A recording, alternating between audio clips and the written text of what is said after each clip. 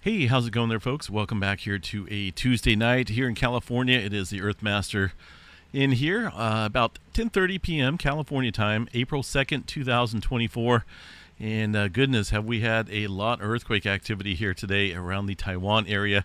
Getting a little bit of movement down here across the Philippines area as well. Let's go ahead and check out what's going on here across the Taiwan area. First, though, we are looking at no tsunami warning, watch, or advisory or threat. There was some observed tsunamis from this 7.4, 7.5 earthquake there in Taiwan earlier. Looks like the highest level, at least reported here, was about 3.3 feet here around the this region of Taiwan. So other areas did see some less measurable heights there, but still looks like 1 meter observed there across this area of Taiwan. But as you can see, no tsunami warning, watch, or advisory currently in effect. So here's all the earthquake activity. We got about 21 earthquakes here, and I'm sure there's probably a handful more that's smaller. These are just the earthquakes being reported by the USGS. They're above the 4.5 threshold. I'm sure there's quite a few 2s and 3s going on here as well. So it all started off earlier this afternoon here with a 7.4 earthquake. This is the strongest earthquake here in the last 24 years, 25 years. In fact, if we look at the historical data here, there's today's earthquake. That's going to be a pretty decent one right here. If we go back here and look at historical dates here, 7.4, they did have a 7.1 here, 2002, but as far as strongness goes, it looks like the 7.7 back in 1999. So a little time has passed here since we've seen any large-scale movement out here across the Taiwan area. You know, occasionally they do get some 5s and 6s, but this is a pretty strong earthquake here for this area. There is a major subduction zone that extends here, and quite a few other fault systems that run through the area of the Eurasia plate and the Filipino plate here to the east. So far we're looking at a largest aftershock sequence of about 6.4. Now that's here according to the USGS model. This 6.4 coming in about 15 minutes following the main quake, this 7.4. Let's see if there's any notice. Here we go, tectonic summary. I do like when the USGS puts out little information on it. The April 2nd, 2024 7.4 earthquake on the east coast of Taiwan occurred as a result of reverse faulting near the boundary between Eurasia and the Philippine sea plate. So as I just showed you there, the earthquake was followed by an M6.5 aftershock 13 minutes later. This earthquake occurred in a tectonic transition from eastward-oriented subduction of the Eurasia plate to the westward-oriented subduction of the Philippine sea plate. Focal mechanism solutions for the earthquake indicate that rupture occurred on a northeast-southwest striking, moderately dipping reverse fault. A whole lot of information in there, but very complex area. It looks like this region does see about 78 mm per year in terms of accumulated slip rate. And I have on this map here a general 60 to 100 mm per year within this region. So that's just on average across the area of the Philippine plate. So definitely a decent sized earthquake. Looks like there has been other large earthquakes of M7 or above over the preceding 50 years. 6 other M7 earthquakes have occurred within 250 kilometers of the April 2nd event. And of course, that was the M7.7 back in 1999. So a lot of time has passed. They also mentioned back here, back in 1920, a magnitude 8.2 earthquake occurred, potentially associated with the subduction zone interface between the Philippine Sea and the Eurasia plate. So they're talking about this area right about here. But if you look on the map here where this 8-pointer is, bring up the largest magnitudes, 8.2, it's literally just to the east here, about maybe 20 miles, 15-20 miles from today's event. So this area can see some larger events taking place here. I don't think we're going to see anything larger. I was looking at these aftershocks here, and I would be more concerned for a larger event if we're getting a whole bunch of 6 aftershocks, like far as magnitude 6 or above. But so far, we've only had one.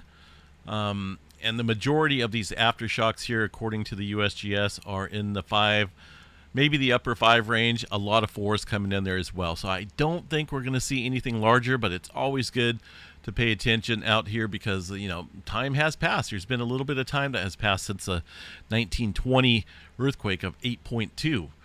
And there was a bigger one up here a little bit further north here in 8.1 back in 1910. But I'm more concerned about this area. You know, the possibility is there. But again, the key to watch would be these aftershocks. And right now, it's really not showing me anything that would make me believe we're going to see something larger out here. These are all very consistent, common aftershocks associated with a large 7.4. These start getting up in the 6 range and we're seeing consistent 6s, and I would say yes, we're getting something probably bigger. So that's a whole lot of shaking, folks. A lot going on here. I did see a couple earthquakes coming into the Taiwan station down here. That is one of the local stations that is showing quite a bit of seismic activity ongoing there. So there's probably a lot more. There's probably hundreds of earthquakes going on here in the 3 range or the 2 range. Here on the EMSC model, as we look, double check, make sure I got the recent, just reset here. Let me go back here.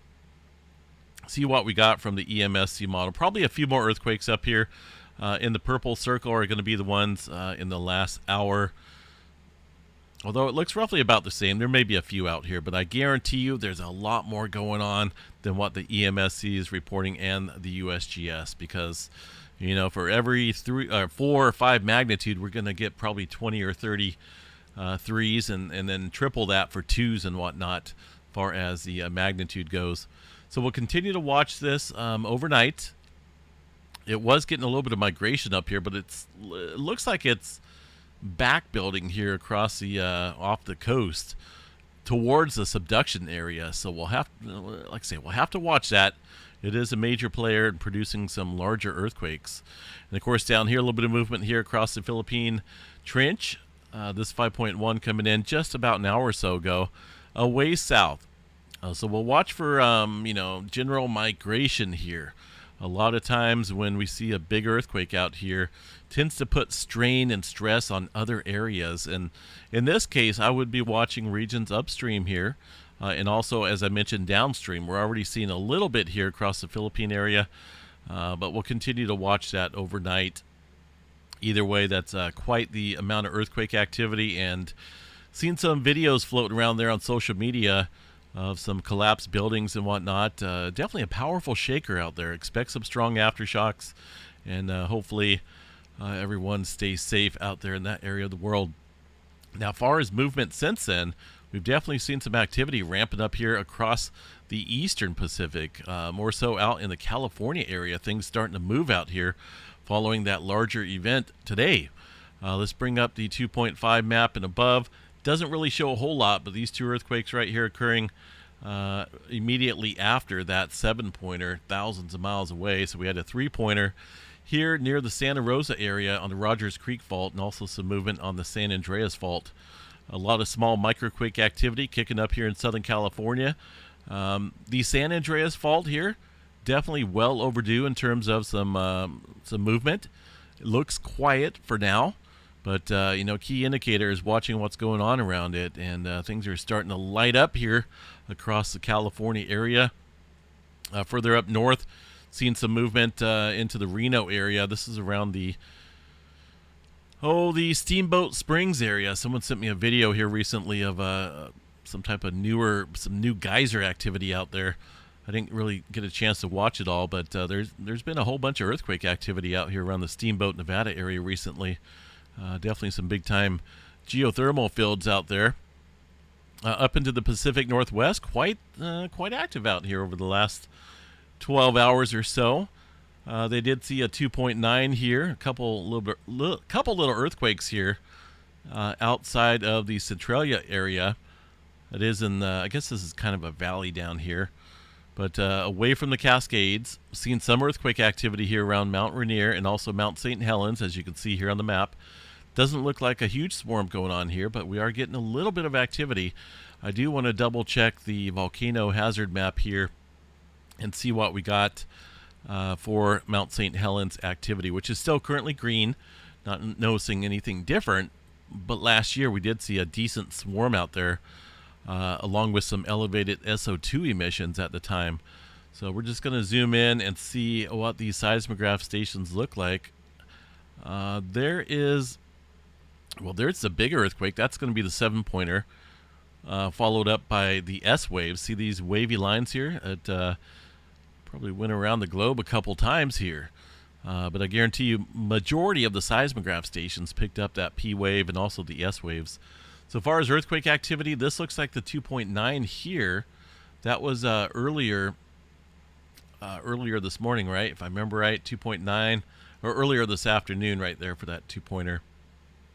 So things are, as far as local goes, local activity is going to look something like this here. See these little spikes? Some of it may be ice quakes. There's a handful of earthquakes in here that I can see. It does look like they're reporting some. But these little spikes are definitely some localized earthquake activity. Far as the gas emissions out here across this volcano, we're kind of looking at SO2 emissions. Here's sulfur dioxide. Doesn't look like it's, any spikes or any elevated activity out there in terms of that. Hydrogen sulfide as well looks about even. But last year we seen a pretty good spike on this gas emission here during a pretty good earthquake swarm. Right now we're not seeing that, but we'll continue to watch that. All right, back to the earthquake activity. See what else we got. Anything going on here across Yellowstone? Doesn't look like it stirred up anything. There's a Montana earthquake from earlier this morning, a 3.1. Specifically looking at Yellowstone, I'm sure that earthquake showed up pretty nicely here across the seismos. Let's check it out. Is it working? Or is this going to be an issue again tonight?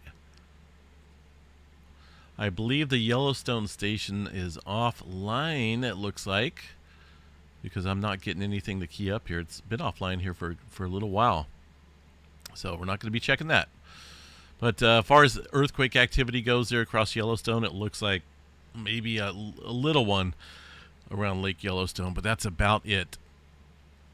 Across the states here, the rest of the region, mostly smaller quake activity. One earthquake way out in eastern Texas, kind of an odd one. Not for sure if they got any oil fields out here or not, but let's go check out and see what's going on here. Oh yeah, I can already see a couple, it looks like. Wastewater disposal facility pond right there. Definitely looks like some oil fields out there in this area of Texas. Sometimes hard to tell because of the greenery, the consistent greenery out there, the vegetation. But yeah, still seeing some earthquake activity out there. New Zealand still seeing some movement. Looks like a 3.9. That was this morning. Since then, doesn't look like anything has filled in here across the area, roughly about Papua New Guinea eastward along the entire boundary. All the momentum and pressure right now centered out here across the western edge of the Filipino plate, right around Taiwan southward here. So looks like we got another 4.0 coming into the Taiwan area. Going to be one of these earthquakes here. Remember, the bigger ones are going to show up. That 7-pointer, when it came in, showed up. The primary wave came in across all of these stations here globally. Of course, the ones that are closest to Taiwan picked it up sooner than ones that are distant due to the obviously the distance that wave has to travel. But it was a pretty nice signature. So New Zealand, pretty quiet right now. The Japan area, at least mainland Japan up here northward, fairly quiet. I'm really not seeing any newer movement going on. And I remember all this activity here around Taiwan is following a 6.2 earthquake this morning there in the Mariana Trench. And if you look at the general plate direction here, this is the general plate movement of the Pacific plate headed off towards the west-northwest. The Filipino plate here in the red headed off towards the west-northwest, right where Taiwan is. This whole area is reinforced by two very large plates. So when we seen that 6-pointer come in today across the Mariana Trench, that definitely added quite considerable strain here across the Taiwan area, the western area here of the Filipino plate, and just enough there to create a big earthquake. And the question is, what's going on next here? we'll have to watch that and see where this migration wants to go. 4.3 coming in as well. Again, aftershock activity could continue here for quite a while. This is definitely a large earthquake. Expect at least some larger quakes out here in terms of the aftershock potential.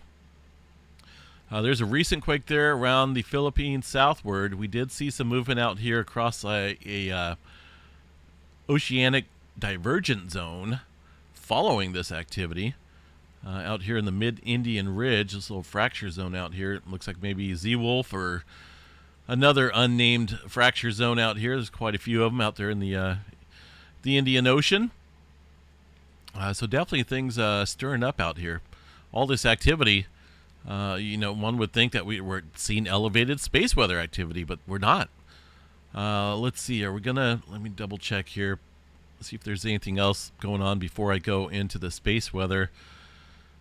Well, we did see, look at all these newer quakes out here across the area of the Nazca Plate, right there across the South America region.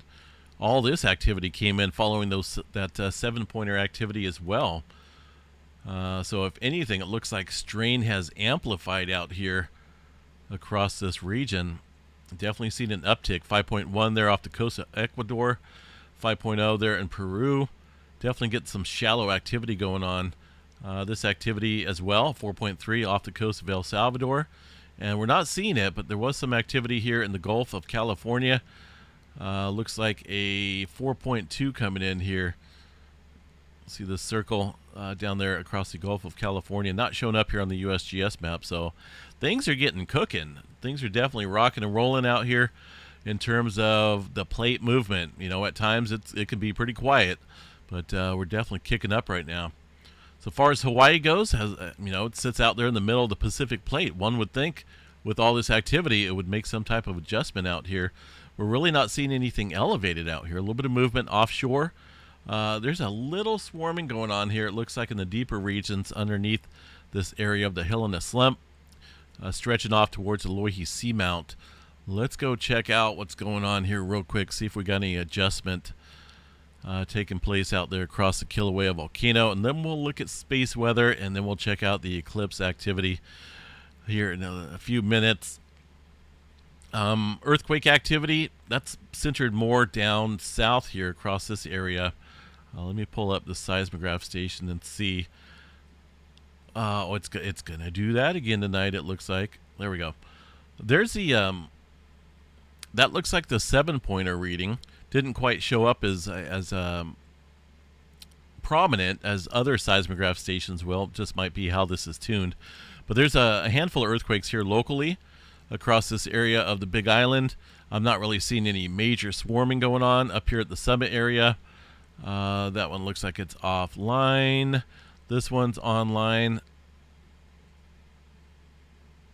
Let's see here. Yeah, it doesn't look like there's a whole lot of activity stirring up there across this area. So we'll keep an eye on it, though. The deformation out here is one way to keep an eye on a volcano. And right now, it looks like it's just we're coming back from a dip, a little deflation event here. Looks like this is starting to go up the last week here of inflation data across the East Rift Zone and the Kilauea Summit. But really nothing major going on. Obviously, we're stair-stepping up, but in terms of, compared to where we were a couple months ago, we are nowhere near what we had seen before. This was at the peak of the inflation there back in, I was wanting to think end of January. Right about then, we had some huge displacement of magma.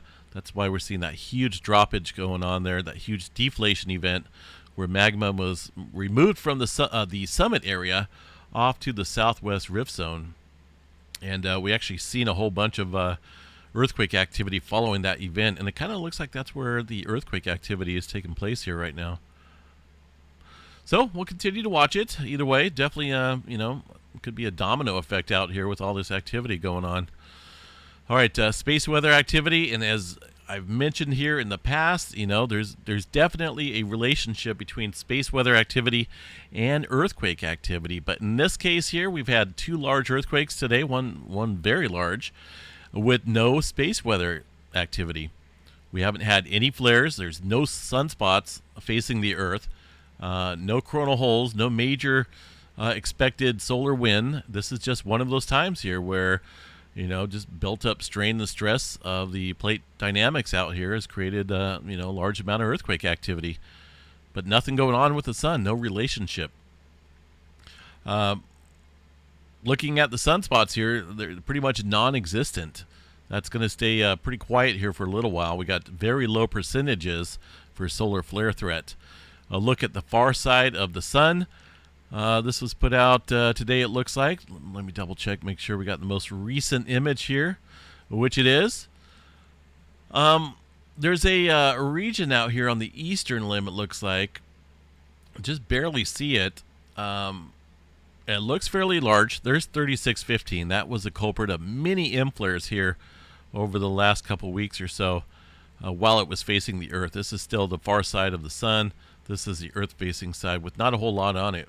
But there's definitely some bigger regions out across that area that we'll have to watch. It doesn't look like it's majorly exciting, but there is some bright regions over there, it looks like. We'll have to watch here in the coming days. Looks like it has been circled out here. It's going to be this region right here on the magnetogram image. So we'll continue to watch that. Maybe getting a little bit more active here in the days ahead.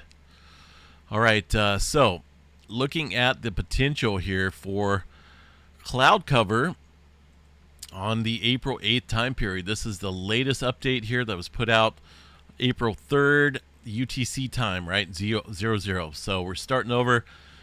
We're going to check this out here and see what we got. We're going to go to the April 8th time period around totality time, which is going to be roughly about here or so. And this is, thought I smelled jet fuel. This is the totality line here, and this is the percentage of cloud cover. Now, the clouds are not white in this image. They are going to be blue. And the sounding right here, you can see 100% cloud cover for the majority of Texas, Arkansas. There's certain areas up here around, maybe around Illinois, Indiana, Ohio, that may have some clearing. Also, maybe way up into Maine as well, New York State, maybe. But this has been pretty consistent here, folks, with cloud cover. Now, that's the GFS model. We can check out the EMSC on a different site because I'm not going to pay $100 a year on theirs. This is the ECMWF, and if we go over here to clouds and check out the April 8 time period, I'm going to go 11 a.m. because that's my time here along the West Coast. That's going to be 1 p.m. across the area of Texas for the totality time frame. And as you can see, there's a lot of moisture coming in here. This is still cloud cover as well, it looks like. But I'm uncertain on if this is just high clouds. It doesn't look like low cloud activity. Low clouds are going to be here centered more over coming in from the Gulf. If you look at this, let's put this into motion here. So this is Monday at 7 a.m. Let's kick this in. Are we going? Looks like it updates every 3 hours or so. 2 p.m.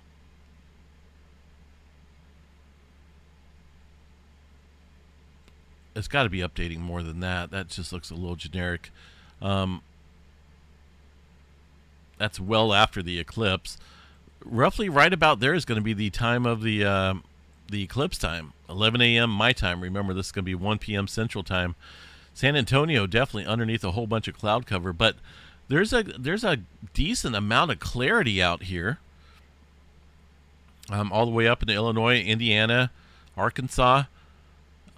So again, this is just the ECMWF model. The GFS is way more aggressive. Even if you key it up here, it shows a lot of cloud cover.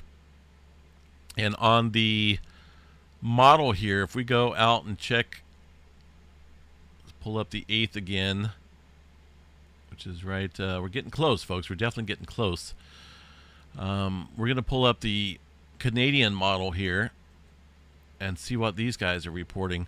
See, these guys are still showing a whole bunch of cloud cover here across this area of Texas. Some openness, though, going on across Arkansas, Illinois, and Indiana, and then, of course, up to the northeast. So it's hard to say.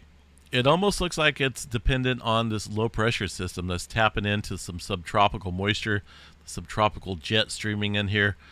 If that can go and get out of here, that may open up a little bit more clearing. Again, the blue is going to be the cloud cover. The white is going to be clarity with 0% coverage up here. And that is just the Canadian model. I don't know if this one has it or not.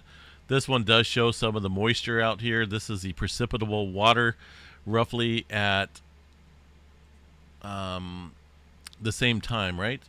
No, we need to go up a little bit, looks like. Well, it doesn't cover it. It only goes to right here, 12Z on the 8th, which is a little bit earlier. But look here, there's a lot of moisture coming in here to the Gulf of Mexico inland. And it's going to be something to watch here, folks. I haven't canceled my plans yet. I guess I'm going to make a decision by Friday, because I think Friday we'll know for certain here what it's going to be like on Monday for the eclipse. As we bring in the GFS model, as far as rainfall goes, you can see a lot of that moisture coming in around the eclipse time into Texas. It does look like it wants to come in with a bang as far as severe weather goes on that day as well. So there's a decent, if you look here, there's a little decent storm on the weekend there. Low pressure up in the northern plains, trailing moisture up here or down here across the southern plains and Texas area. And, you know, I'm just not 100% certain this is going to be clarity out here, because we get those storms popping back up just a little bit later in the day on Monday. So all we can do right now is double check these weather models. Tomorrow's Wednesday, right? So we should be able to get some more accuracy setting in. But, you know, as of right now, it definitely does look like things are going to stay consistently cloudy, at least according to the GFS model. Let me see if the NAM model works here. I don't know if it goes that far. It does. It doesn't. Will this one go that far? No, it doesn't either. So GFS will, but again, that is the one that's showing, you know, tremendous amount of cloud cover out here, obscuring a good portion of the eclipse totality line. And it's all got to do with that subtropical jet. You could pretty much see it out here, shoom, all the way out into the Pacific. Look at that, a huge flow of moisture, and that in itself, you know, can create a lot of upper level moisture and high clouds and obscurity, you know, that would block out the sun, or at least the view of the eclipse on Monday. So we'll check it. We'll check it, obviously, each day until it happens. There's an earthquake there around the Philippines. That was going to be, what was that earthquake again? It looks like a 5.1 down here across the Philippines. That's a lot of earthquake activity coming in here, folks. A lot. So we'll just, you know, be on guard, because there's a lot happening right now. This activity seems to have definitely stirred up the plates out here quite a bit. And all it takes is just one piece of the puzzle to, you know, create a little domino effect out here. And, you know, it could get pretty busy out here in terms of earthquake activity. There's a Taiwan station. It does look like there's some other small earthquake activity out here, but you'll know when bigger ones come in. And, of course, literally about a minute later, we'll see it pop up here on the Earthquake 3D globe. But for now, folks, I need a little sleep. Got some school stuff I got to do first thing in the morning. Going to be a pretty busy day for me on Wednesday, tomorrow. So we'll catch you guys back out here tomorrow morning for an update. Unless something major happens overnight, I may jump on and see if I can cover it. But definitely need a little sleep out here. So hope everyone stays safe. You know, and don't cancel any plans until it's last minute, I guess, because we don't know for certain on if, you know, this is going to stay cloudy like this. It's a little sketchy, right? When one weather model shows, yeah, it's going to be clear out here, or at least a lot of clearing, but there's still, there's still that percentage here, 29% cloud cover. Does that mean, it's just going to be a lot of high clouds up there? If that's the case, that's not too bad. I could probably work with that, but got all this other moisture coming in off the Gulf of Mexico, flowing right into Texas, and best chances I think right now is up around Indiana, maybe into southern Illinois. But we'll keep checking on it, folks. Have yourself a good night. We'll see you guys back out here in the morning. Please stay safe out there. Take care.